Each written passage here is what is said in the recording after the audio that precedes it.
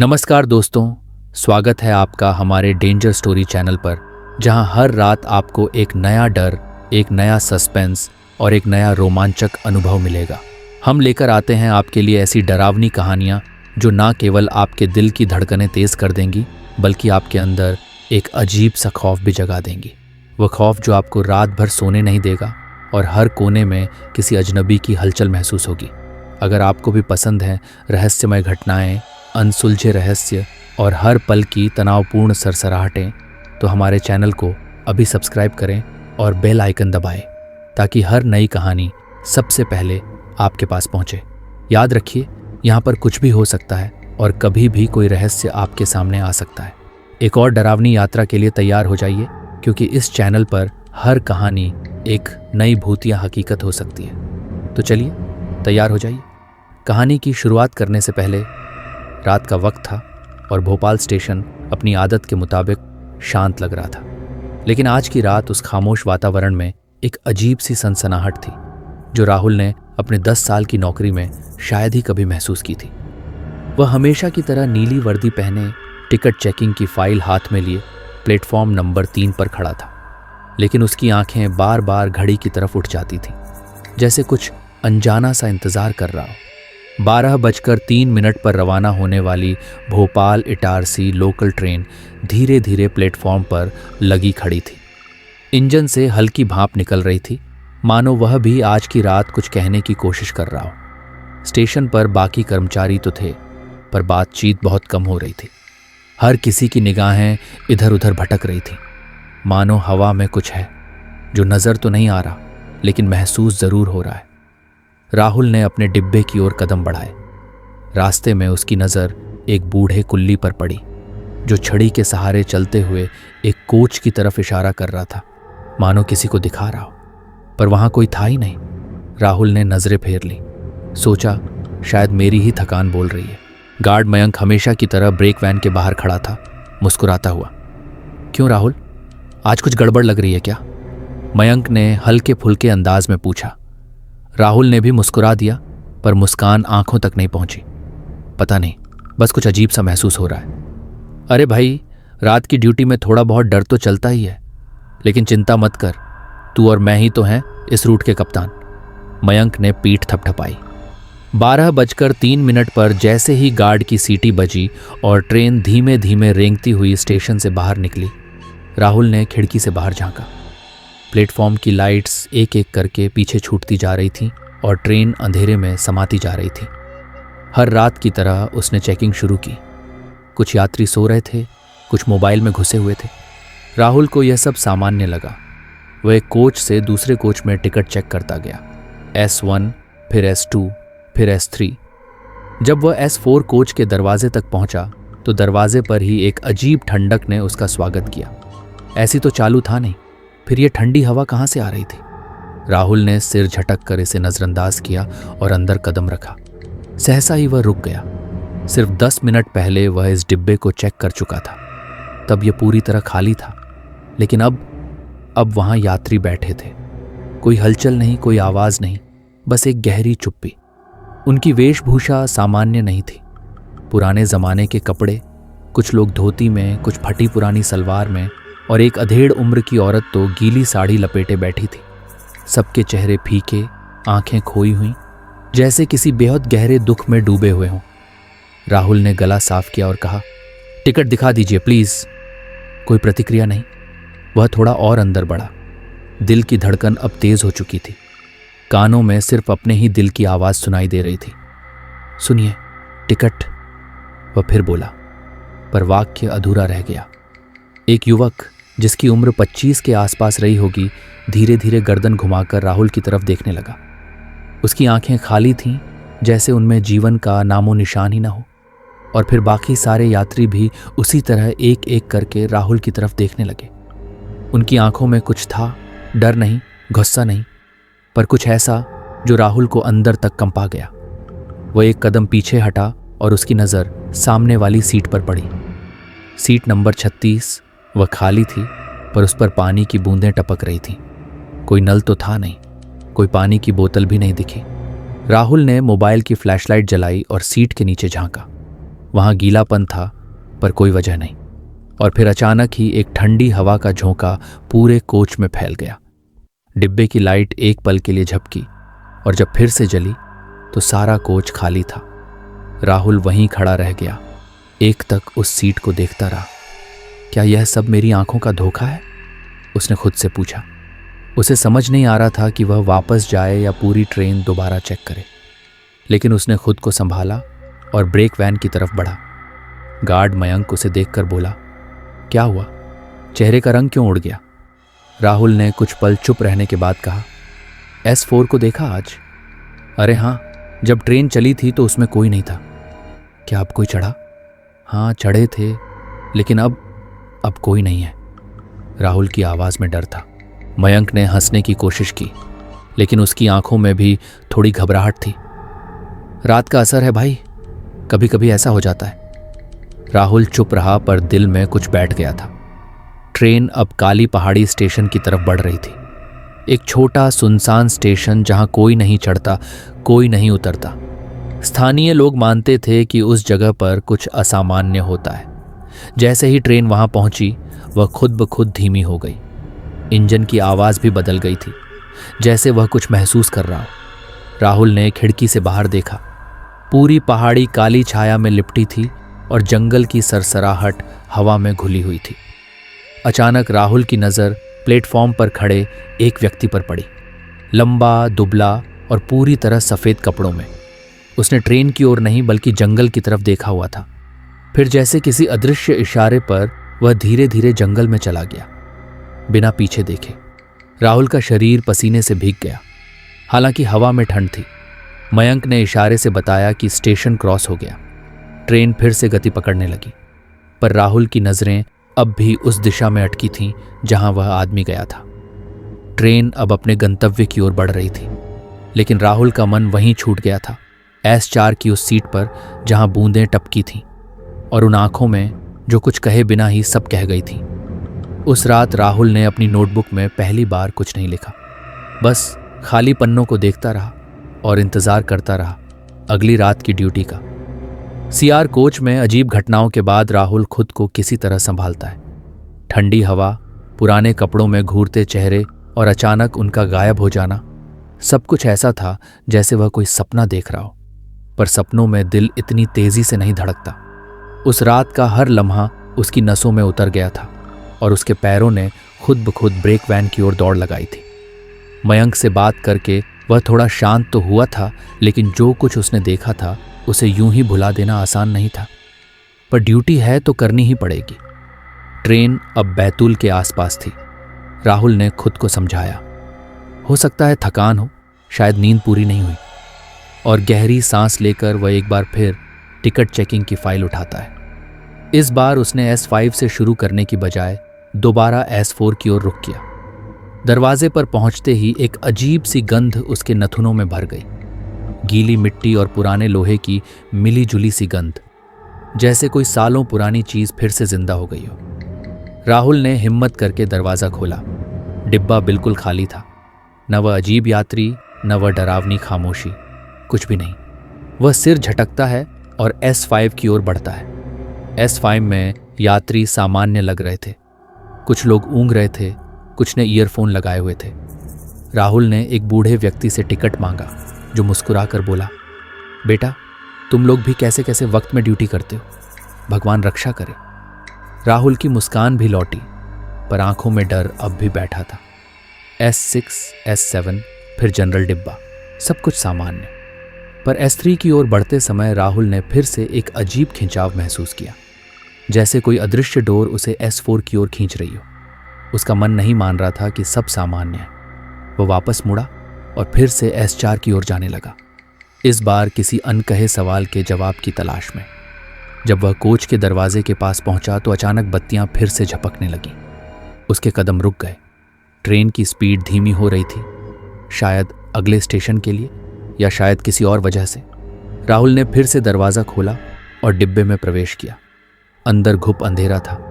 एक पल के लिए तो उसे अपनी सांसों की आवाज़ भी नहीं सुनाई दी। फिर धीरे धीरे उसकी आंखें अंधेरे में देखने की आदत डालने लगीं। कोच में सबसे अंत की खिड़की के पास बाईं ओर एक आकृति बैठी थी। एक औरत, लाल चुनरी ओढ़े, सीधी, एकदम शांत। उसका चेहरा खिड़की की ओर था और वह बाहर अंधेरे में कुछ देख रही थी। राहुल ने धीमे कदमों से उसकी ओर बढ़ते हुए कहा, मैडम, टिकट प्लीज। औरत हिली नहीं। वह फिर थोड़ा और पास गया। मैडम, सुन रही हैं आप? अब उसने अपनी गर्दन धीमे धीमे मोड़ी। राहुल की सांस अटक गई। उसकी रगों में जैसे ठंडा लावा बहने लगा हो। वह चेहरा था, पर आंखें नहीं थीं। बस दो गहरे काले गड्ढे, जैसे किसी ने खुरचकर हड्डियों तक निकाल दिए हो। उसके होंठ हिले पर आवाज नहीं आई। राहुल कुछ बोलना चाहता था, लेकिन गला सूख गया था। अचानक पूरी ट्रेन की लाइट्स झपकने लगी। कोच का दरवाजा खुद ब खुद बंद हो गया। भीतर की हवा इतनी भारी हो गई थी कि सांस लेना मुश्किल लगने लगा। राहुल ने जैसे तैसे खुद को पीछे खींचा, पर उसके पैर लड़खड़ाने लगे। उसका संतुलन बिगड़ा और वह सीट के कोने से टकराकर गिर पड़ा। उसकी नजर फिर उस औरत की ओर गई। अब वह खड़ी थी। लाल चुनरी हवा में फड़फड़ा रही थी, लेकिन कोच के अंदर कोई हवा नहीं थी। वह धीरे धीरे राहुल की ओर बढ़ने लगी। उसके पांव जमीन से नहीं छू रहे थे, बल्कि जैसे वह हवा में तैर रही हो। राहुल ने किसी तरह खुद को खींचा और दरवाजे की ओर दौड़ा, लेकिन दरवाजा बंद था। वह पूरी ताकत से खींचता रहा, खटखटाता रहा, चिल्लाता रहा, मयंक, मयंक। अचानक दरवाजा खुद ब खुद खुला और राहुल बाहर निकलकर दौड़ पड़ा। उसने बिना पीछे देखे ब्रेक वैन तक दौड़ लगाई, जहां मयंक अपने चार्ट पर कुछ लिख रहा था। मयंक, मयंक। वो औरत, आंखें नहीं थीं, लाल चुनरी, वो मेरी तरफ आ रही थी। मयंक ने पहले उसे घूरा, फिर हंस दिया। क्या राहुल, तू भी डर गया क्या? राहुल का चेहरा सफेद पड़ चुका था। उसका शरीर कांप रहा था। मयंक की हंसी धीरे धीरे रुक गई। उसने राहुल का कांपता कंधा पकड़ा और गंभीर स्वर में कहा, क्या सच में कुछ देखा तूने? राहुल ने सिर हिलाया। मैं मजाक नहीं कर रहा। उसके चेहरे पर कुछ नहीं था, बस दो गड्ढे, और वह चल नहीं रही थी, तैर रही थी हवा में। अब मयंक भी थोड़ा घबराया। चल, मेरे साथ देखते हैं। दोनों टॉर्च लेकर S4 की ओर लौटे। दरवाजा खुला था, लेकिन भीतर अजीब सा सन्नाटा पसरा हुआ था। वे अंदर गए, एक एक सीट चेक की, लेकिन कोई नहीं था। फिर राहुल की नज़र फर्श पर पड़ी। वहां मिट्टी के छोटे छोटे धब्बे थे, मानो किसी ने गीली जमीन पर चलकर डिब्बे में कदम रखा हो। और वहीं कोने में कुछ और था, एक मुट्ठी भर पुराने जमाने के तांबे और चांदी के सिक्के, जो अब चलन में नहीं थे। उनमें से एक पर 1942 खुदा हुआ था। मयंक ने एक सिक्का उठाकर उलट पलट कर देखा। ये तो मेरे दादाजी के पास भी थे, लेकिन यहाँ कैसे? राहुल कुछ नहीं बोला। उसकी आंखें अब भी कोने की उस सीट को घूर रही थीं जहां वह लाल चुनरी वाली औरत बैठी थी। उसने धीरे से कहा, मैं झूठ नहीं कह रहा मयंक, वो यहाँ थी, वो अब भी यहीं है, कहीं ना कहीं।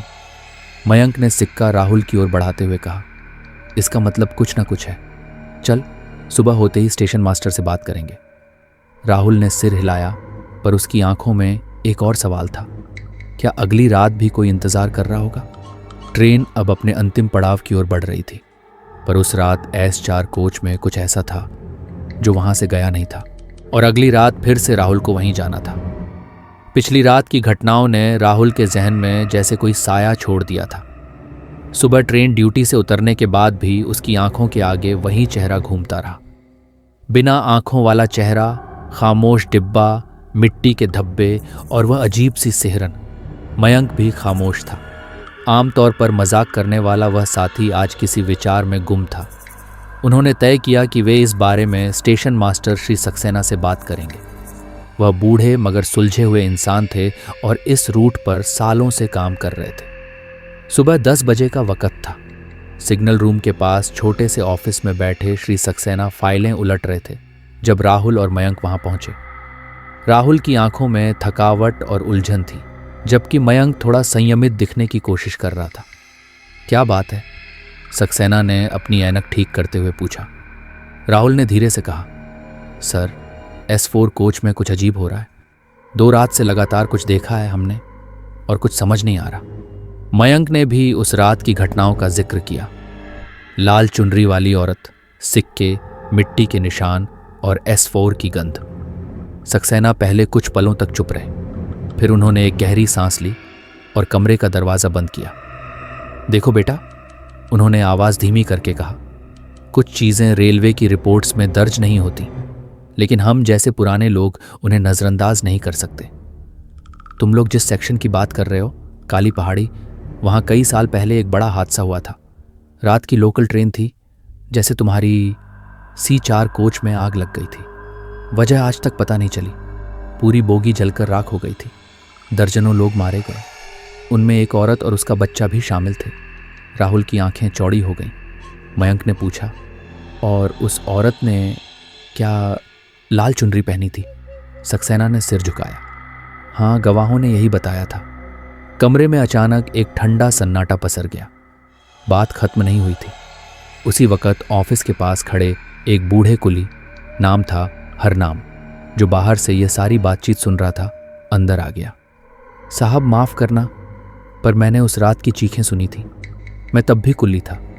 ट्रेन जैसे ही काली पहाड़ी के पास पहुंची थी, S4 से धुआं उठने लगा था। लोग खिड़कियों से कूदने लगे थे, पर उस औरत ने वो खिड़की से अपने बच्चे को पहले फेंका, फिर खुद जलती कोच में रह गई।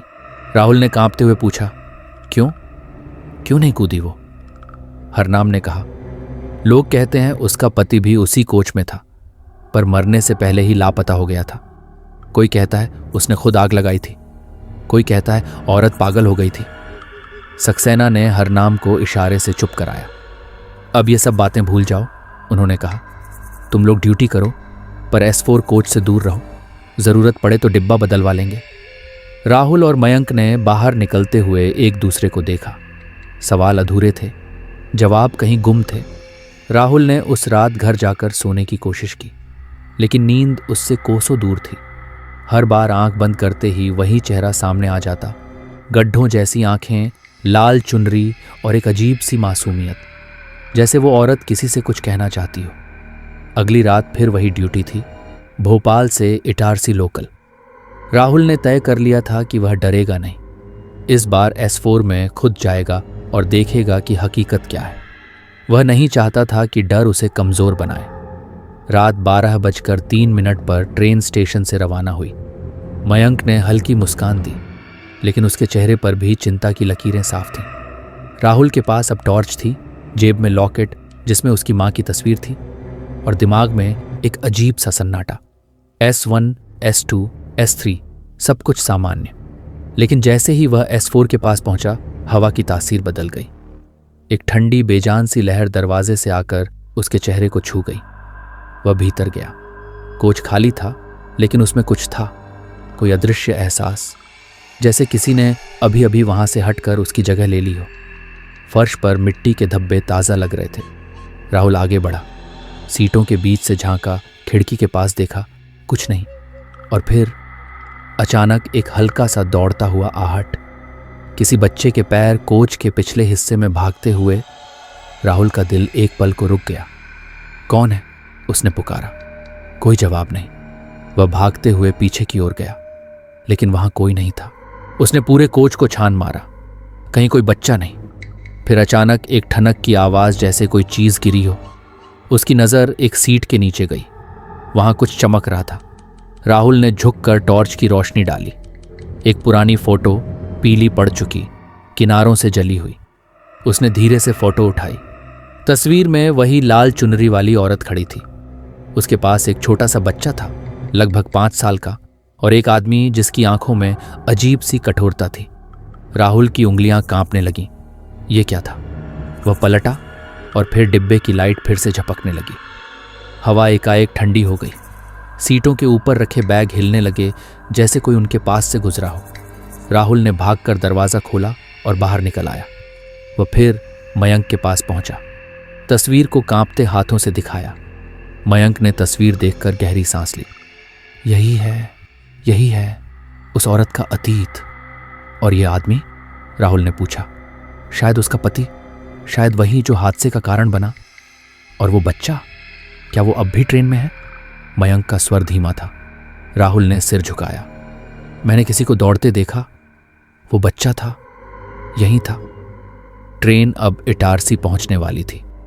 लेकिन उस रात राहुल को एहसास हुआ कि यह आत्मा, ये कोई डरावनी शक्ति नहीं, कोई पागल भूत नहीं, ये एक माँ थी जो अब भी अपने बच्चे की तलाश में थी और शायद अपने साथ हुए अन्याय को कोई गवाह देना चाहती थी। लेकिन सवाल बाकी थे, क्या वह आदमी, तस्वीर वाला, अब भी जिंदा है? क्या सच में उसने ही आग लगाई थी, या फिर इस हादसे के पीछे कुछ और भी छुपा था? तस्वीर राहुल की जेब में पड़ी थी, लेकिन उसके दिमाग में उस औरत की आंखें, या कहें उनकी अनुपस्थिति, बार बार कौंध रही थी। ट्रेन से ड्यूटी खत्म करने के बाद भी राहुल का मन शांत नहीं था। उस तस्वीर में जो दिख रहा था वो एक साधारण पारिवारिक क्षण नहीं था, वो एक संकेत था, जैसे कोई चीख कर कह रहा हो, हमें मत भूलो। मयंक ने अब बोलना बंद कर दिया था। जब वे दोनों स्टेशन लौटे तो मयंक ने सिर्फ एक वाक्य कहा, हमारी ड्यूटी अब सिर्फ टिकट चेक करना नहीं है। राहुल ने फैसला किया कि अब उसे सिर्फ डरना नहीं, समझना है। उस तस्वीर में जो औरत थी उसकी पहचान जरूरी थी, और इसके लिए उसे किसी ऐसे इंसान से बात करनी होगी जो वर्षों से उस इलाके और उस हादसे से जुड़ी कहानियां जानता हो। शाम को राहुल पुराने रेलवे क्वार्टर की ओर गया, जहां एक बुजुर्ग रहते थे, जगदीश चाचा। वह अब रिटायर हो चुके थे, लेकिन कभी काली पहाड़ी सेक्शन पर ही तैनात थे। राहुल ने उन्हें नमस्ते की और तस्वीर दिखाते हुए पूछा, चाचा, क्या आप इस औरत को पहचानते हैं? जगदीश चाचा ने अपनी ऐनक लगाई, तस्वीर को ध्यान से देखा। उनकी आंखें गहरी हो गईं, जैसे अतीत का कोई दरवाजा खुल गया हो। हाँ बेटा, उन्होंने धीरे से कहा, यह सारिका है, सारिका देवी। हादसे से कुछ ही दिन पहले उसने अपने पति और बेटे के साथ भोपाल से ट्रेन पकड़ी थी। सुनते हैं कि उसका पति रेलवे में ही क्लर्क था, नाम था रमेश। राहुल की सांस अटक गई। क्या आप उस हादसे के बारे में कुछ जानते हैं?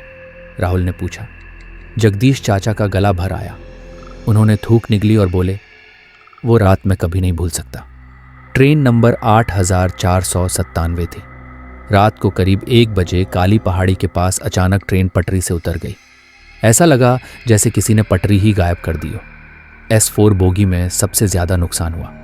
आग लग गई थी और लोग बाहर निकल ही नहीं पाए। बाद में कुछ शव तो मिले, लेकिन कुछ जैसे हवा हो गए। सारिका, रमेश और उनका बच्चा, तीनों की लाशें नहीं मिली थी। राहुल ने धीरे से तस्वीर की ओर देखा। क्या कोई जानता है हादसा क्यों हुआ था? उसने पूछा। कोई नहीं जानता, जगदीश चाचा ने धीरे से सिर हिलाया। कुछ लोग कहते हैं कि ट्रेन पर किसी ने झाड़ फूंक किया था, कोई औरत जिसके पति ने उसे छोड़ दिया था। कुछ कहते हैं रमेश ने खुद ही आग लगाई थी, परिवार समेत मरने के लिए। लेकिन जो सच है वो वही लोग जानते हैं जो अब इस दुनिया में नहीं है। राहुल की रीढ़ में ठंडक दौड़ गई। रात को जब वह क्वार्टर लौटा तो मयंक उसका इंतजार कर रहा था। उसके हाथ में 2 थर्मस थे, एक में चाय और एक में कॉफी। सुन, आज हम S4 में बैठेंगे, मयंक ने बिना भूमिका के कहा। क्या मतलब? मतलब ये कि जब तक हम उस वक्त उस डिब्बे में नहीं बैठेंगे जब आत्माएं आती हैं, हम सच नहीं जान पाएंगे। अब डर नहीं लगता, अब सिर्फ जानना है। राहुल ने सिर हिलाया।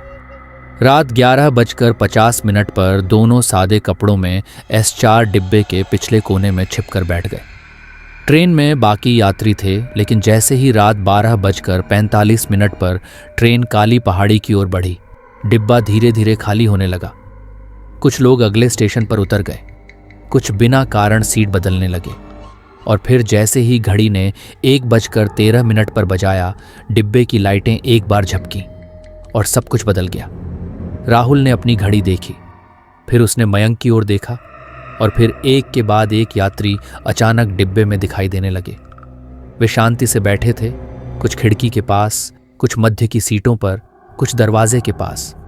उनके कपड़े पुराने थे, जैसे दशकों पहले के। चेहरे सपाट थे, बिना किसी हाव भाव के। न कोई बात कर रहा था, न कोई हिल रहा था। सब स्थिर थे, जमे हुए। राहुल की सांस थम गई। फिर उसके सामने की सीट पर एक महिला प्रकट हुई। लाल चुनरी, वही चेहरा, वही शांति, लेकिन इस बार कुछ अलग था। उसके चेहरे पर आंसू थे, पारदर्शी मगर स्पष्ट। वो राहुल की ओर देख रही थी और उसकी आंखें अब गड्ढों जैसी नहीं थीं, बल्कि भीगी थीं। आंखों में ऐसा शोक था जैसे उसने अपनी आत्मा को बार बार तड़पते देखा हो। राहुल ने मयंक की ओर देखा और वह भी देख रहा था। तभी सारिका की नज़र उस तस्वीर पर पड़ी जो राहुल ने हाथ में पकड़ रखी थी। उसकी आंखों में चमक सी आ गई। वह धीरे धीरे खड़ी हुई। कोई आवाज़ नहीं, कोई आहट नहीं, सिर्फ उसकी उपस्थिति। वह कुछ कहने लगी, लेकिन आवाज़ नहीं निकली, सिर्फ होंठ हिले। राहुल धीरे से उठने लगा, लेकिन तभी पूरी बोगी एक झटके में हिल गई, जैसे किसी ने ट्रेन को जकड़ लिया हो। सभी भूतिया यात्री एक साथ राहुल और मयंक की ओर देखने लगे। वातावरण में एक घुटन थी। हवा रुक चुकी थी, जैसे वक्त थम गया हो। सारिका ने धीरे से अपने बेटे की तस्वीर को छुआ और उसकी आंखें भर आईं। और फिर अचानक सब गायब हो गया। कोई यात्री नहीं, कोई आवाज नहीं, कोई हलचल नहीं। डिब्बा फिर से खाली, मगर फर्श पर कुछ नया पड़ा था। एक अझला कागज का टुकड़ा। राहुल ने उसे उठाया। उस पर लिखा था 2117। मत खोलो। मयंक ने कागज राहुल के हाथ से छीना और पूछा, यह क्या है? राहुल धीरे से बोला, बोगी नंबर 2117, वही जिसमें हादसा हुआ था। लेकिन वह तो कबाड़ में है, यार्ड में सालों से बंद पड़ी है, और शायद वहीं से सब कुछ शुरू हुआ था। उस रात राहुल सो नहीं सका। सारिका की आंखें उस अधजले कागज की चेतावनी और बोगी टोसी वजन सफत्तर का रहस्य, सब उसके भीतर एक तूफान जैसा घूमता रहा। सुबह होते ही उसने तय कर लिया, अगला कदम अब उस बोगी की ओर होगा। लेकिन सवाल अब और गहराने लगे थे। क्या रमेश, सारिका का पति, अब भी कहीं जिंदा है? क्या उसका कोई रिश्ता बोगी 2117 से है? और क्या वो हादसा सिर्फ एक दुर्घटना था या कोई जानबूझकर रचा गया नरसंहार? राहुल की आंखों में नींद नहीं थी। वो रात की घटनाएं अब उसके ख्वाब नहीं, उसकी जागती आंखों का हिस्सा बन चुकी थी। कुछ भीतर ही भीतर टूटता जा रहा था, डर और तर्क के बीच की दीवार। उसने अपने कमरे की सारी बत्तियां बुझा दी थीं, लेकिन मेज पर फैली फाइलों में एक रोशनी अब भी जल रही थी। फाइलें रेलवे के रिकॉर्ड्स की थीं, पुराने हादसों की, ट्रेन नंबरों की, यात्री सूचियों की। घंटों की मेहनत के बाद आखिर उसे एक नाम मिला जिसने उसकी सांसें रोक दी। विक्रमपुर पैसेंजर 1984 दुर्घटना स्थल, काली पहाड़ी सेक्शन, समय 12:03। वही समय, वही जगह। फाइल में एक यात्री सूची थी। उस पर 3 नाम चिपके हुए थे, जैसे किसी ने जानबूझकर उकेरे हों।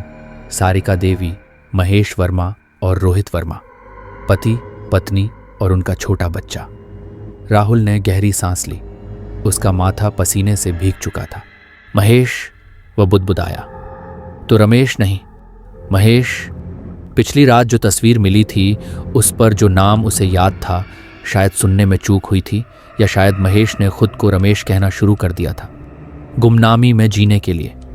अब सवाल ये नहीं था कि हादसा क्यों हुआ, सवाल था महेश अब कहाँ है। राहुल ने अगले दिन अपने एक पुराने जानकार, रेलवे के एक retired time keeper Ganesan sir से मिलने का निश्चय किया।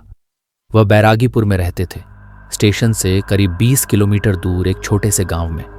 सुबह की ट्रेन से उतरकर ऑटो की जगह पैदल ही चल पड़ा। रास्ते भर उसे एहसास हुआ कि उसकी जिज्ञासा अब डर से कहीं बड़ी हो चुकी है। उसे अपने सवालों के जवाब चाहिए थे, किसी भी कीमत पर। गणेशन सर का घर एक पुरानी सी ईंट की हवेली था, जिसकी दीवारों पर अब सीलन की दरारें थीं। दरवाज़ा खटखटाया तो एक अधेड़ उम्र की औरत ने दरवाज़ा खोला। राहुल ने अपना परिचय दिया। वह भीतर गई और कुछ मिनट बाद गणेशन सर खुद बाहर निकले, कमज़ोर, झुके हुए, बट आंखों में अब भी वही सतर्कता। विक्रमपुर पैसेंजर, राहुल ने फौरन मुद्दे पर आते हुए कहा। 1984 काली पहाड़ी सेक्शन। गणेशन सर ने एक लंबी सांस ली और बोले, तुम्हें कैसे पता चला इसके बारे में? आत्माएं अब भी उस डिब्बे में सफ़र करती हैं, राहुल ने धीमे स्वर में कहा। एक क्षण के लिए गणेशन सर चुप रहे, फिर उन्होंने अपने सिर के पीछे हाथ रखा और खाट पर बैठते हुए बोले, तब मैं स्टेशन मास्टर के अंडर टाइम नोटिंग करता था, ट्रेन छूटने का, पहुंचने का और कभी कभी रुकने का भी। विक्रमपुर पैसेंजर को मैंने खुद रात 12:03 पर रवाना किया था, लेकिन अगले स्टेशन तक वो कभी पहुंची ही नहीं। वो बोगी S4 थी, हाँ, और उसका नंबर था 2117। राहुल के होंठ सूखने लगे। उसने धीमे से पूछा, क्या आप जानते हैं कि कुछ आत्माएं अब भी उसी ट्रेन में सफ़र करती हैं? गणेशन सर ने एक फीकी मुस्कान दी। हर साल 13 जुलाई की रात स्टेशन मास्टर की ड्यूटी कोई और नहीं करता, वो रात खाली छोड़ दी जाती है। तुम समझे? जैसे कोई अब भी उस ट्रेन के आने का इंतजार कर रहा हो। राहुल ने कांपते हाथों से अपनी जेब से तस्वीर निकाली और उन्हें दिखाई। क्या आप इन्हें पहचानते हैं? गणेशन सर ने तस्वीर देखी। उनकी आंखें झपकी और चेहरा सख्त हो गया। महेश और ये रोहित? हाँ, सारिका, सब चले गए। नहीं सर, राहुल ने धीरे से कहा, वे अब भी यही हैं। गणेशन सर अब चुप थे, लेकिन उनकी आंखों में डर नहीं, एक रहस्य था। क्या आप जानते हैं कि आत्मा हर रात 12:03 पर फिर से सफर शुरू करती है? राहुल ने पूछा। गणेशन सर ने जवाब नहीं दिया, लेकिन उन्होंने भीतर जाकर एक पुरानी डायरी ले आई। उन्होंने उसे राहुल की ओर बढ़ाते हुए कहा, यह मेरी समय डायरी है, हर ट्रेन, हर मिनट। लेकिन देखो इस तारीख पर। राहुल ने देखा, 13 जुलाई 1984, विक्रमपुर पैसेंजर, रवाना, 12:03। अगली एंट्री खाली। हर साल मैंने उस दिन के पन्ने को खाली छोड़ा, क्योंकि जो ट्रेन एक बार नहीं पहुंची वो फिर हर साल उसी वक्त लौटती है। राहुल अब बुरी तरह उलझ चुका था। क्या यह कोई टाइम लूप था? क्या आत्माएं हर रात उसी क्षण लौट आती है जहां उनका जीवन थम गया था? रात को जब राहुल स्टेशन लौटा तो उसकी चाल में अब भय नहीं, एक बेचैनी थी, जैसे कोई अधूरा सच उसकी छाती में धड़क रहा हो। उसने तय किया कि अब अगला कदम बोगी 21-16 की ओर होगा, जो यार्ड में वर्षों से बंद पड़ी थी। मयंक पहले तो मना करता रहा, लेकिन राहुल के जुनून को देख वह भी मान गया। वे दोनों देर रात यार्ड की ओर निकले, रेलवे की वर्दी छोड़कर सादे कपड़ों में। रेलवे यार्ड सुनसान था। चांदनी में सिर्फ पुरानी जंग लगी ट्रेनों की परछाइयां थीं। वहां झींगुरों की आवाज थी और लोहे की पुरानी खुशबू, जिसमें किसी समय की आहें अब भी फंसी हुई थीं। आखिरकार वे दोनों उस बोगी के पास पहुंचे। बोगी 2117, धूल और जंग से लिपटी हुई, लेकिन अब भी खड़ी, इंतजार करती हुई। राहुल ने जैसे ही दरवाजे को छुआ, वह खुद ब खुद खुल गया। अंदर से अंधेरा था, गाढ़ा, जैसे किसी ने समय को वहीं कैद कर दिया हो। मयंक कांपते हुए बोला, क्या हमें वाकई जाना चाहिए? राहुल ने कोई जवाब नहीं दिया। वह बोगी में दाखिल हो गया। भीतर हवा नहीं थी, सिर्फ पुरानी राख की गंध और जली हुई लकड़ी की महक थी। सीटें जगह जगह से जली हुई थीं और दीवारों पर हाथों के निशान थे, जैसे किसी ने बाहर निकलने की बहुत कोशिश की हो। फिर अचानक एक फुसफुसाहट, रोहित, मत छोड़ो मुझे। राहुल का दिल धड़कने लगा। वह मुड़ा। एक धुंधली सी आकृति सामने खड़ी थी, सारिका। लेकिन अब वह वैसी नहीं थी जैसी S4 में थी। अब वो टूट चुकी थी, चेहरा झुलसा हुआ, आंखों में दर्द और हाथ फैले हुए, जैसे किसी को खोज रही हो। महेश, उसने पुकारा। राहुल ने झट से तस्वीर निकाली और उसकी ओर बढ़ा दी। सारिका ने उसे देखा और अचानक उसकी आंखें शांत हो गईं। एक और आकृति पीछे उभरी, महेश, और फिर एक छोटा बच्चा, रोहित। तीनों आत्माएं कुछ क्षण के लिए एक दूसरे को देखती रहीं, फिर जैसे किसी अदृश्य शक्ति ने उन्हें एक साथ बांध लिया।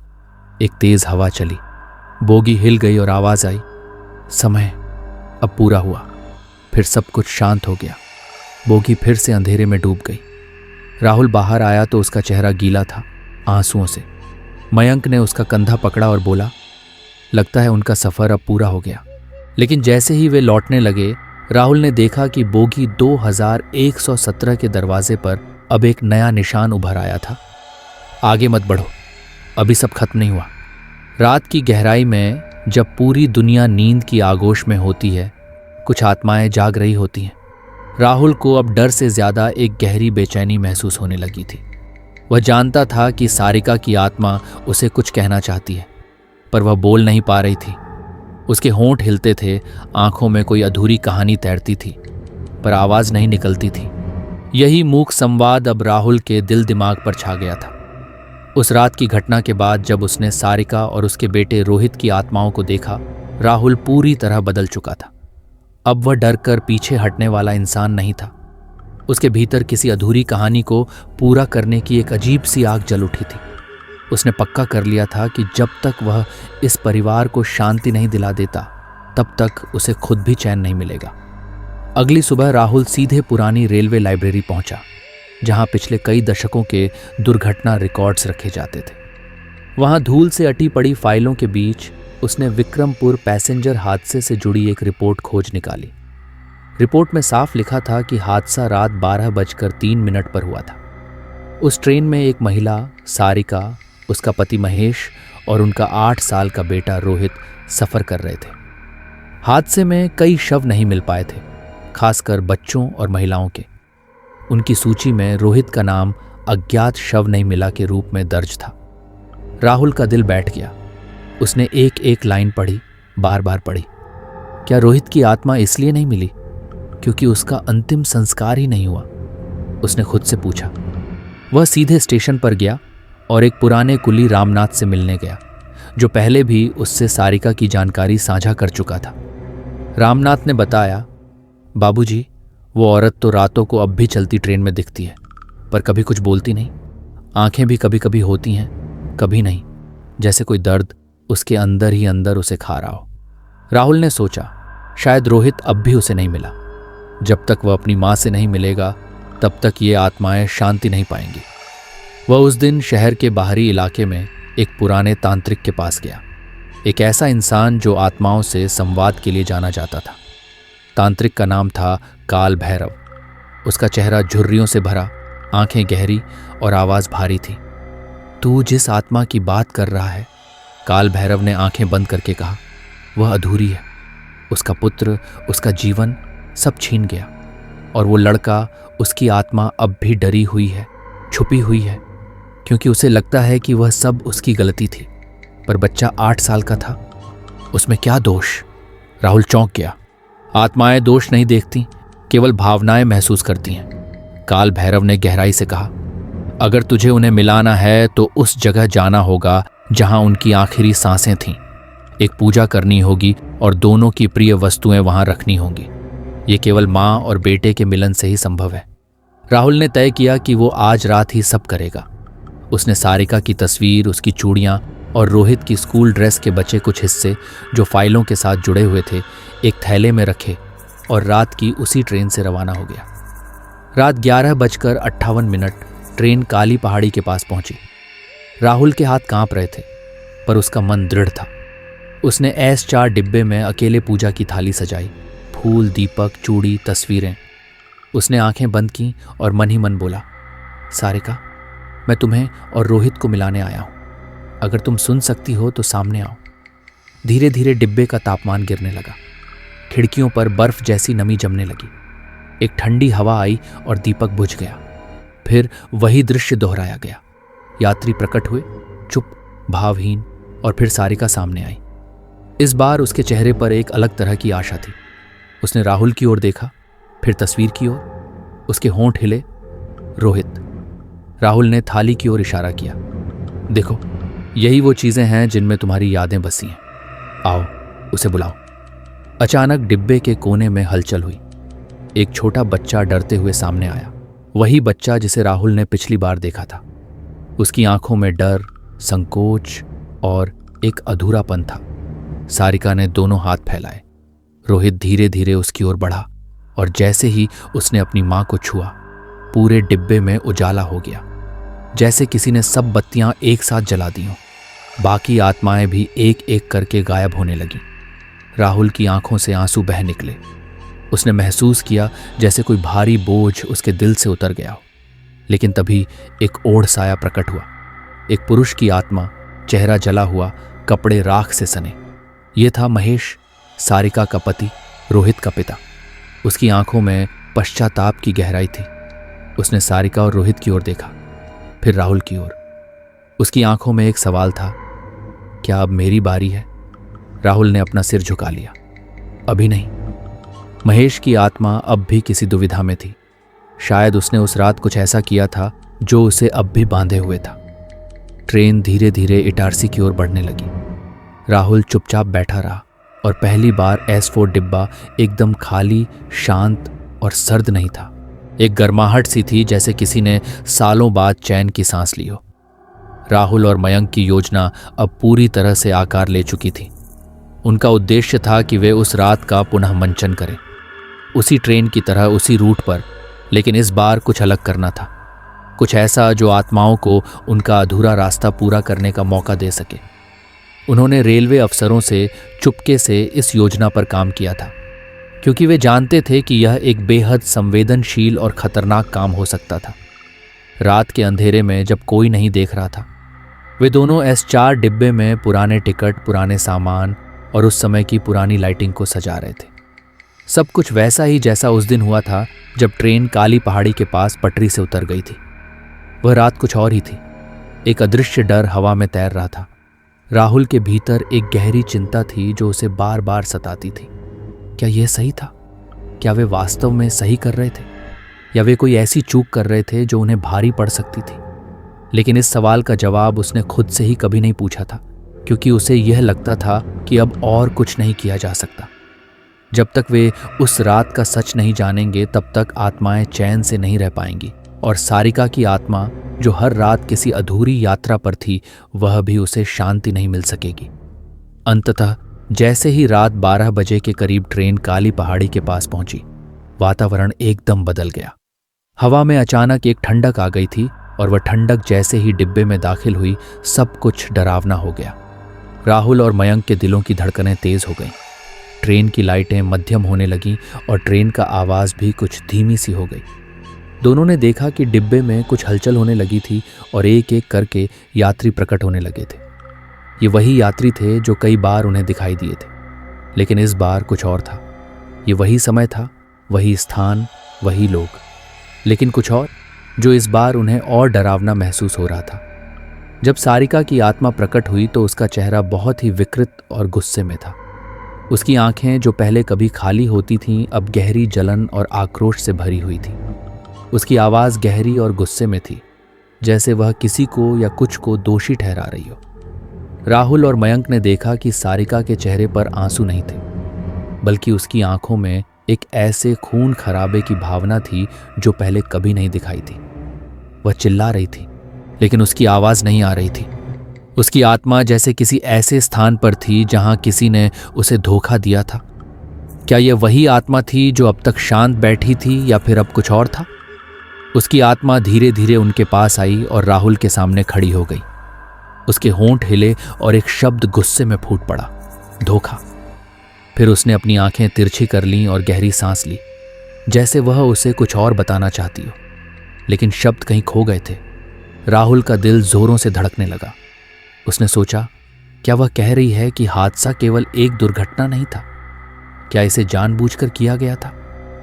उसके मन में एक और सवाल आया, क्या सारिका की आत्मा अब तक उसी धोखे के कारण बुरी तरह से फंसी हुई थी? बिना किसी चेतावनी के डिब्बे की बत्तियां झपकने लगीं। एक पल के लिए पूरी ट्रेन की लाइटें चली गईं, और फिर जैसे ही बत्तियां जलने लगीं, राहुल को महसूस हुआ कि कुछ अजीब हो रहा था। ट्रेन के कांच खड़कने लगे और एक जोर की आवाज़ सुनाई दी, जैसे कोच की खिड़कियां अब टूटने ही वाली हों। फिर से वह तेज आंधी आई और ट्रेन का आंतरिक तापमान अचानक गिरने लगा। हवा में एक घुटन का एहसास था, जैसे किसी के पास कोई डर हो जो धीरे धीरे बढ़ता जा रहा हो। इसी बीच मयंक, जो राहुल के साथ खड़ा था, घबराया हुआ था। वह बार बार अपनी आंखों को मसल रहा था, जैसे वह कुछ देख रहा हो पर यकीन नहीं कर पा रहा हो। राहुल, ये क्या हो रहा है? ये सब क्या सच है? क्या हम सही कर रहे हैं? मयंक की आवाज में घबराहट थी, लेकिन राहुल ने उसे शांत रहने के लिए कहा। वह जानता था कि अब उन्हें इस सब को सच में सामने लाना होगा। यह सब अब बहुत बड़ा हो चुका था। अगर वे इस रहस्य को नहीं सुलझाते तो शायद ये आत्माएं कभी भी शांति नहीं पाएंगी। सारिका की आत्मा अब चुपचाप खड़ी थी, लेकिन उसका चेहरा बहुत ही विकृत और शोकमग्न था। उसके शरीर से कुछ काले धब्बे निकलने लगे थे और वह धीरे धीरे राहुल की ओर बढ़ी। अचानक उसके काले और जलते हुए हाथों ने राहुल को पकड़ लिया और वह चीख पड़ी, तुमसे विश्वास था, तुमने मुझे धोखा दिया, तुमने हमें मरने दिया। राहुल बुरी तरह से कांपने लगा। उसकी आंखों के सामने अंधेरा छा गया था, लेकिन उसने खुद को संभालते हुए एक कदम और बढ़ाया। मैंने तुमसे धोखा नहीं दिया सारिका, उसने धीरे से कहा। मैं तुम्हारे परिवार को शांति दिलाना चाहता हूं। तुम्हारी यात्रा अधूरी है, मैं तुम्हारी मदद करना चाहता हूं।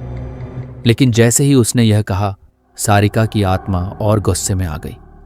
उसकी आवाज और तेज हो गई और हवा के साथ ऐसा महसूस हुआ कि किसी ने उस पूरे डिब्बे को हिलाकर रख दिया हो। तुम क्या समझते हो? उसकी आवाज़ गहरी, ऐंठी हुई थी। तुमने क्या किया? तुम जानते नहीं हो तुम क्या करने जा रहे हो। तभी एक और आत्मा प्रकट हुई। ये वही व्यक्ति था जो पहले कभी दिखाई दिया था, लेकिन अब उसकी शारीरिक संरचना काफी विकृत हो चुकी थी। वह आदमी महेश था, सारिका का पति, जो हादसे के समय ट्रेन में सवार था। महेश का चेहरा जल चुका था। उसकी आंखों में खौफ था, जैसे वह बहुत बुरी स्थिति में हो। महेश की आत्मा ने धीरे से कहा, तुम क्या समझते हो? तुमने जो किया वह सब वापस लौट कर आ जाएगा। सारिका की आत्मा चुप हो गई और दोनों आत्माएं जैसे ही एक दूसरे को देख रही थी, फिर से एक बार गुस्से में आकर वह कंबल की तरह ट्रेन में फैलने लगी। हर कोने में गुस्से और चीखों की गूंज थी और राहुल और मयंक को लगा जैसे वे इस ट्रेन के कैदी बन गए हों। राहुल की आंखों में एक खौफ था, लेकिन उसने ठान लिया था कि अब इस सच्चाई का पता लगाना ही होगा। अगर इसे रोक नहीं सकते तो इसे समझना ही होगा। लेकिन क्या वे सही कर रहे थे? क्या वे सही तरीके से इसे सुलझा रहे थे? और सबसे अहम सवाल, क्या वे आत्माओं को शांति दे पाएंगे या ये आक्रोश उन पर हावी हो जाएगा? राहुल की आंखों के सामने एक नया संकट था और वह इस संकट को पूरी तरह से हल करने के लिए तैयार था। उन्होंने जो रास्ता चुना था वह असंभव नहीं था, लेकिन ना ही आसान था। एक ऐसी दुनिया जो आम इंसान की समझ से परे थी, वह लगातार उसे अपनी ओर खींच रही थी। अब तक की पूरी यात्रा में वह उस भय को महसूस कर चुका था जो किसी इंसान के लिए असहनीय हो सकता है। लेकिन सच की तलाश में वह अपने डर को हरा चुका था, क्योंकि उसे महसूस हुआ कि यदि वह इस मामले को सही रूप से हल करने में सफल हो जाता है तो न केवल सारिका और उसके परिवार की आत्माएं शांति पाएंगी, बल्कि अनगिनत सवालों का भी जवाब मिलेगा जो अब तक अनकहे रह गए थे। यह सब एक साधारण से कदम से शुरू हुआ था। एक पुरानी डायरी जो रेलवे के रिकॉर्ड्स के ढेर में बेतरतीबी से पड़ी हुई थी ने राहुल का ध्यान आकर्षित किया।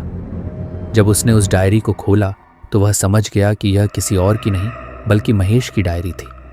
महेश, जो सारिका का पति था और जिसकी आत्मा इस समय काली पहाड़ी के पास उस रात की घटनाओं का पीछा कर रही थी।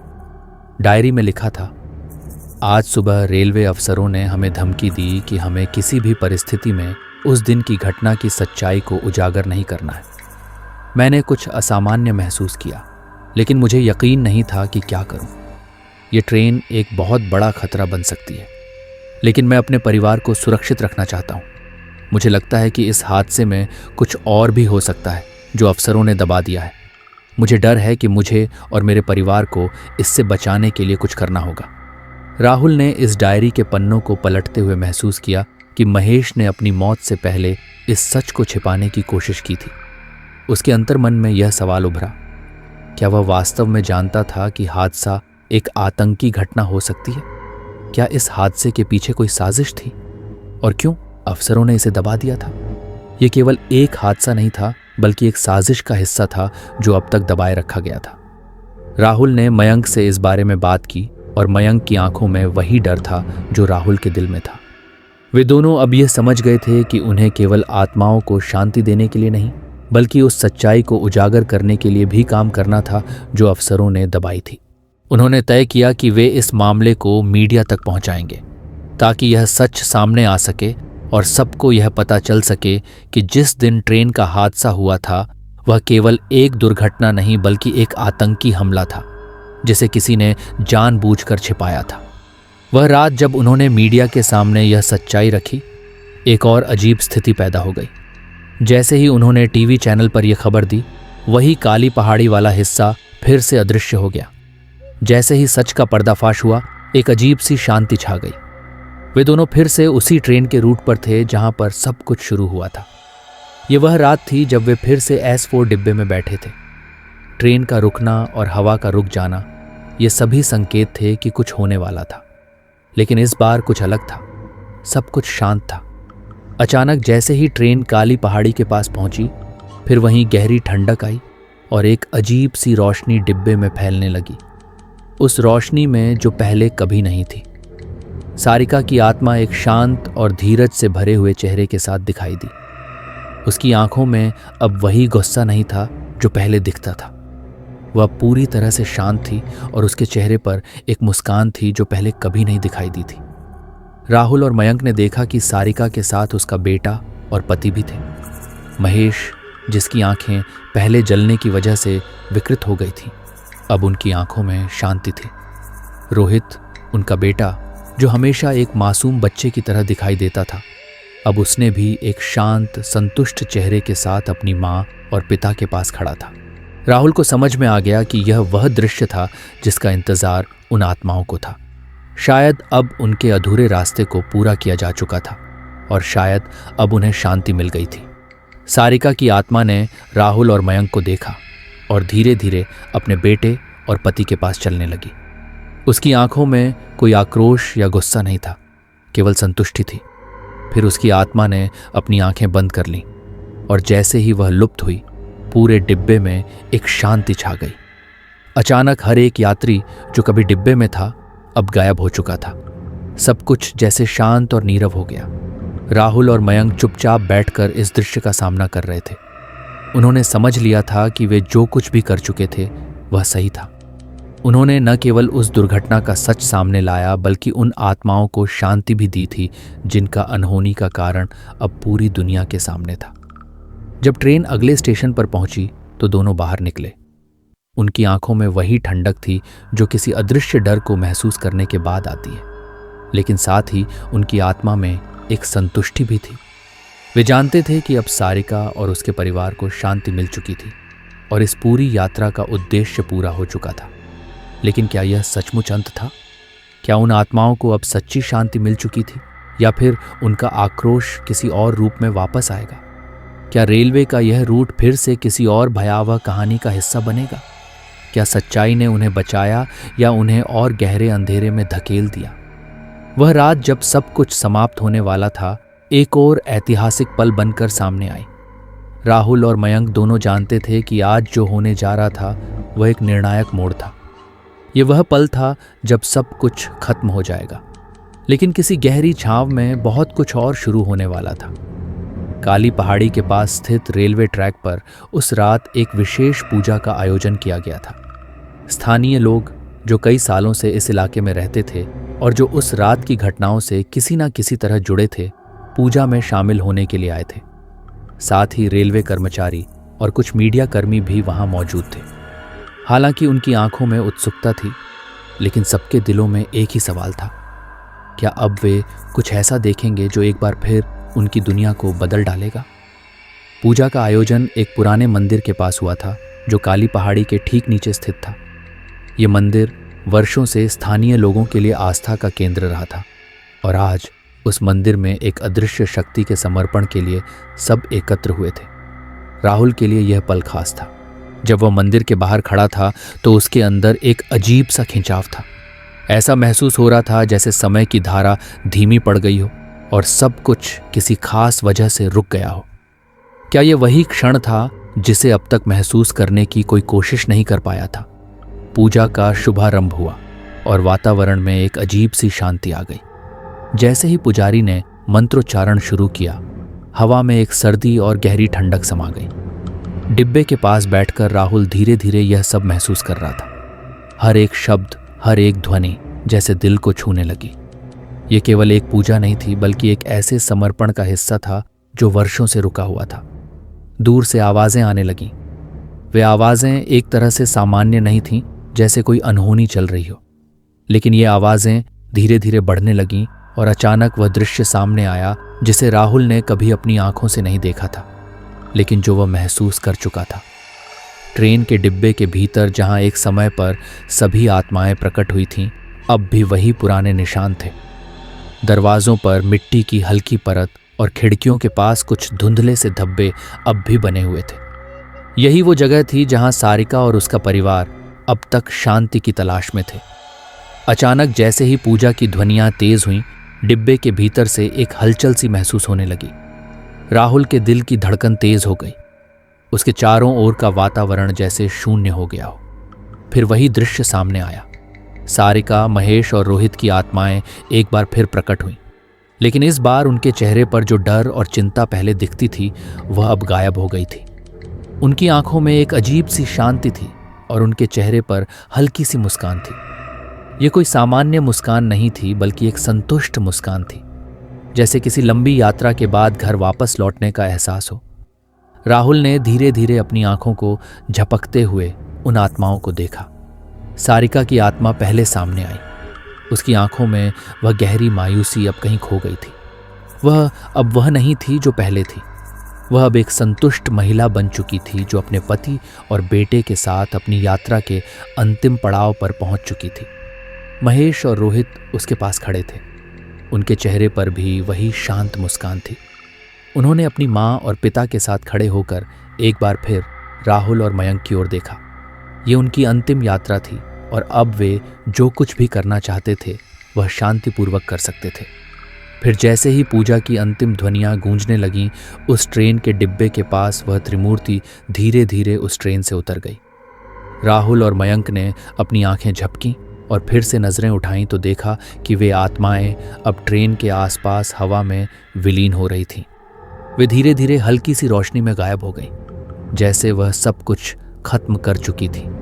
जैसे कोई घड़ी अपने अंतिम मिनटों में चलती हो और फिर रुक जाए, वैसे ही वे आत्माएं भी अब शांत हो चुकी थीं। कोई और डर नहीं था, कोई और खौफ नहीं था। माहौल में एक विचित्र सी शांति छा गई थी। किसी ने यह नहीं महसूस किया कि कब हवा रुकी, कब इधर उधर की आवाजें शांत हो गईं। वह एक खास पल था जब समय अपनी गति में रुका हुआ था, जैसे कई सालों से रुकी घड़ी फिर से चल पड़ी हो। राहुल और मयंक चुपचाप बैठे रहे और एक दूसरे की आंखों में यह समझने की कोशिश करते रहे कि क्या यह अंत था या फिर कुछ और आने वाला था। राहुल ने गहरी सांस ली और मयंक की ओर देखा। मयंक ने सिर झुकाया, जैसे वह खुद भी इस क्षण की गंभीरता को समझ रहा। वे दोनों जानते थे कि यह एक यात्रा का अंत था, लेकिन क्या यह वास्तव में खत्म हो चुका था? क्या वे अब उन आत्माओं को शांति दे पाए थे जिनकी मौत एक रहस्य बनी हुई थी? पूजा खत्म होने के बाद सभी लोग एक एक करके वहां से जाने लगे। लोग अपनी जिंदगी में वापस लौटने लगे, जैसे वे उस घटना से बिल्कुल अनजान थे। लेकिन राहुल और मयंक के दिलों में एक सवाल था जो अब भी अनसुलझा था। क्या उस रात के बाद जब यह सब खत्म हो गया, कुछ और भी था जो उनसे छिपा था? राहुल ने आखिरी बार उस ट्रेन की ओर देखा जो धीरे धीरे स्टेशन से आगे बढ़ रही थी। कहीं ना कहीं उसने महसूस किया कि वह अब तक जिस दुनिया में था वह अब बदल चुकी थी। जो कुछ भी वह महसूस कर चुका था वह अब उसका हिस्सा बन चुका था। लेकिन फिर भी उस एक सवाल ने उसका पीछा नहीं छोड़ा। क्या कभी भी यह सच्चाई पूरी तरह से सामने आई थी? क्या किसी और को भी कभी पता चला कि इस ट्रेन की यात्रा कितनी अजीब और रहस्यमय रही थी? और फिर राहुल ने महसूस किया कि सच्चाई कभी पूरी तरह से सामने नहीं आती। कभी कभी किसी रहस्य को खोला जाता है, लेकिन उस रहस्य का खोला जाना और खुद उस रहस्य का हिस्सा बन जाना अलग बातें होती हैं। अधूरी यात्रा एक पूरी और सटीक बगैर किसी शब्द के कहने का आभास दिलाने वाली काली पहाड़ी, वह स्थान जो अब सिर्फ एक ट्रेन का रास्ता नहीं था, बल्कि एक सच्ची कहानी की चुप्पी में बसी आत्माओं की जगह बन चुका था। राहुल अब वहीं पुराने सफ़र पर था, लेकिन अब उसका दिल उन रास्तों और ट्रैक के बारे में पहले से ज़्यादा जानता था। हर रात जब वह उसी पुराने विक्रमपुर पैसेंजर ट्रेन में काम करता, उसे उस ट्रैक पर कोई अदृश्य उपस्थिति महसूस होती, जैसे सर्द हवाएं उसकी आत्मा को छू रही हों। उसकी निगाहें हर पल उस एसफोर्ड कोच की ओर जाती और हर बार उसे लगता कि शायद अब भी वहाँ कुछ छिपा हुआ है जो कोई नहीं देख सकता। आज भी जब वह ट्रेन में सवार होता, उसका मन हमेशा उसी पुराने समय की यादों में खो जाता। मयंक का तबादला हो चुका था, लेकिन वे हमेशा उस रात की बात याद करता था। मयंक की वहाँ आखिरी बात उसके मन में गूंजती रहती। हमने सिर्फ ट्रेन नहीं चलाई, एक अधूरी आत्मा को उसके मुकाम तक पहुँचाया। मयंक की बातें अब भी उसकी आत्मा में गहरे समाई हुई थी। एक आधी यात्रा और फिर एक कहानी का खत्म होना, ये कोई सामान्य घटना नहीं थी। राहुल ये समझ चुका था कि कभी कभी हम किसी यात्रा के हिस्से होते हैं जो हमें बिना बताए आगे बढ़ने का अवसर देती है। राहुल अब डरता नहीं था। वह जान चुका था कि यह डर सिर्फ उसके अंदर था और वह अब इसे शांति से स्वीकार कर चुका था। उसने आदत बना ली थी हर रात उसी ट्रेन में बैठकर उसके पुराने ट्रैक को पार करने की। अब उसे कोई डर नहीं लगता था। वह यह समझ चुका था कि आत्माएं कभी नहीं मरती, वे उस जगह में बसती हैं जहां उन्हें शांति मिलती है। और अब उसे लगता था कि उसका उस आत्मा से एक संबंध बन चुका था, एक रिश्ता जो सच्चाई और भावना से गहरे जुड़ा था। काली पहाड़ी के पास से गुजरते वक्त राहुल हमेशा अपनी आंखें बंद कर लेता था। उसे लगता कि यही वह समय है जब उसे सारिका, महेश और रोहित की मौजूदगी महसूस होती थी। उनकी हल्की सी मुस्कान, वह सुकून जो उनकी आत्मा को मिल चुका था, वह अब राहुल के अंदर बसी हुई थी। कुछ रातों पहले जब ट्रेन उसी रूट से गुजर रही थी, राहुल ने एक और अजीब एहसास महसूस किया। एक हल्की सी मुस्कान, जैसे किसी ने उसे देखकर सिर हल्का सा झुकाया हो, जैसे यह किसी से मिली हुई भावना का प्रतीक हो। वह मुस्कान थी एक आदर, एक समझ, एक संकल्प की मुस्कान।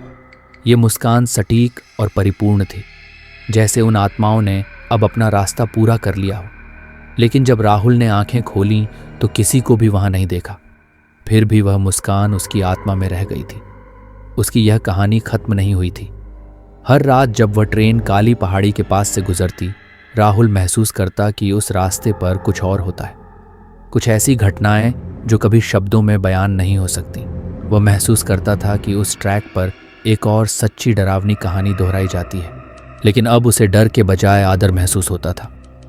कुछ समय बाद राहुल को यह एहसास हुआ कि यह कहानी सिर्फ एक यात्रा नहीं थी, बल्कि एक गहरी सच्चाई थी जिसे उसने पहचाना था। वह ट्रेन में अब सिर्फ काम नहीं करता था, बल्कि एक साक्षी था उन आत्माओं का जो इस दुनिया से चली गई थीं, लेकिन जिनका असर आज भी उस ट्रेन के सफर में महसूस होता था। राहुल जानता था कि वह उन आत्माओं से जुड़ा हुआ था और उनका प्यार और आशीर्वाद उसके साथ था। अब उसे लगता था कि यह ट्रेन सिर्फ लोगों को मंजिल तक नहीं पहुंचाती, बल्कि उन्हें उनके सबसे गहरे डर और इच्छाओं का सामना भी कराती है।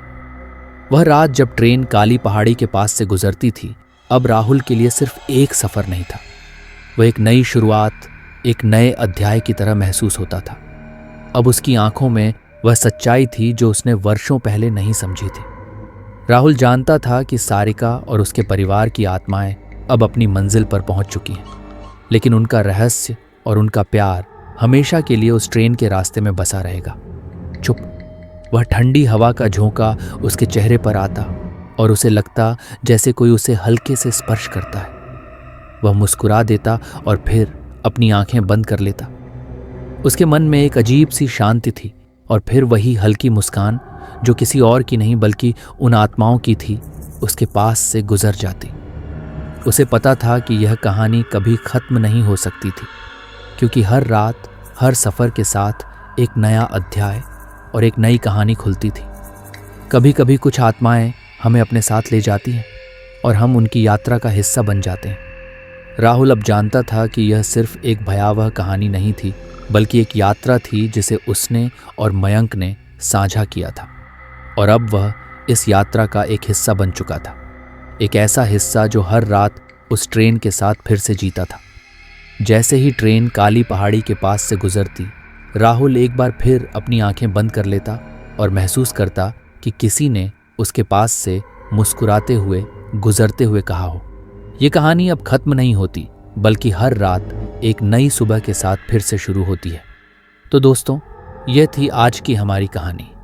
अब सवाल यह है कि क्या आप भी उस अनुभव का हिस्सा बने जो अभी आपने सुना? क्या आपके दिल में भी वही सिहरन दौड़ी? हमें कमेंट करके ज़रूर बताइए कि आपको यह कहानी कैसी लगी और क्या आप भी किसी ऐसे अनुभव से गुजर चुके हैं जिसे आप हमारे साथ साझा करना चाहेंगे। साथ ही हमें यह भी बताइए कि आप कहाँ से हैं, ताकि हम आपके जैसे और भी रहस्यमय कहानियों को दुनिया के कोने कोने तक पहुँचा सकें। अगर आपको मेरी डरावनी कहानियाँ पसंद आती हैं और अगर आपके पास भी ऐसी डरावनी सच्ची कहानियाँ हैं जो आपने अपनी वास्तविक ज़िंदगी में अनुभव की हैं और जिन्हें आप मेरी वीडियो के ज़रिए सुनना और अपने प्यारे सब्सक्राइबर्स भाई के साथ शेयर करना चाहते हैं, तो आप मुझे मेरी वीडियो के डिस्क्रिप्शन में दिए गए इंस्टाग्राम लिंक पर भेज सकते हैं। मिलते हैं अगले दिलचस्प और खौफनाक सफ़र में, और चैनल को सब्सक्राइब ज़रूर करें। तो आज के लिए बस इतना ही। मिलते हैं अगली वीडियो में। जय हिंद, जय भारत।